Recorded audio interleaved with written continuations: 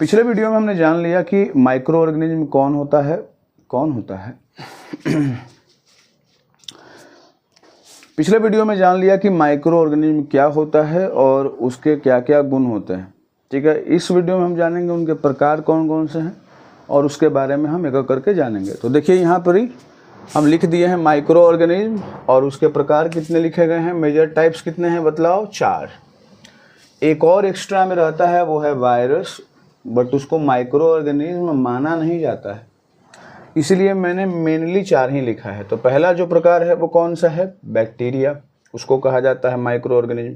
Fungi, algae और protozoa, ये सब प्लूरल फॉर्म है, यानी जब बहुत सारा रहेगा तो ऐसे बोला जाएगा।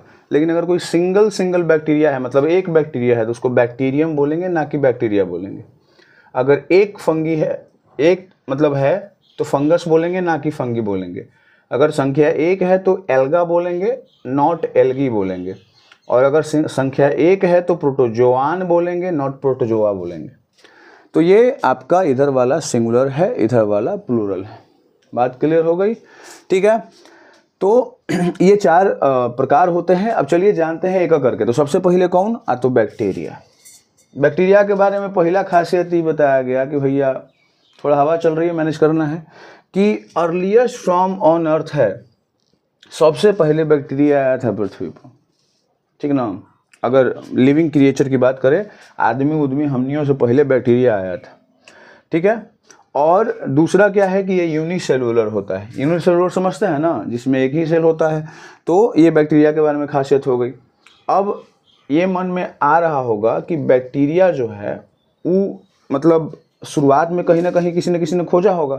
तो पहला आदमी के थे, देखिए यहाँ लिखा हुआ है, bacteria is firstly observed by Antony von Leeuwenhoek in 1675।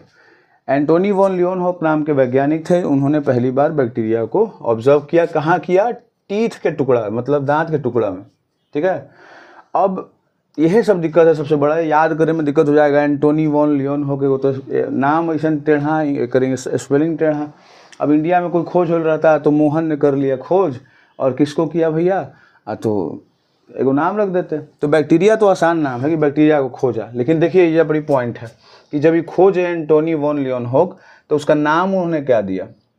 शुरुआत में नाम वो बैक्टीरिया नहीं दिए थे, वो अपने नाम कुछ दिए थे एनिमलक्यूलस। बताइए, फिर नाम टेढ़ा। अगर हम खुद से तो नाम रहते शेरू, है ना, कुत्ता उता के नाम, कितना आसान रहता है याद करेला।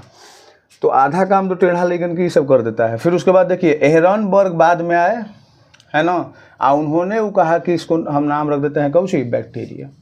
तो उन्होंने बाद में जाकर के इसका नाम बैक्टीरिया रखा।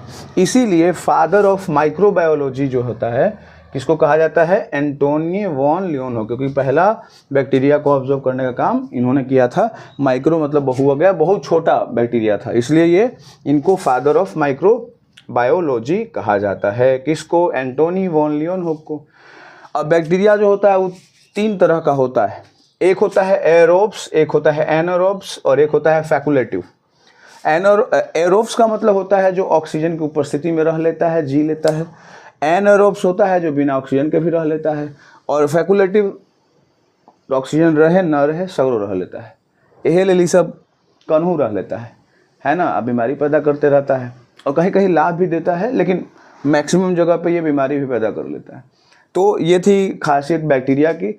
चलिए मिलते हैं अगले वीडियो में फंगी के साथ।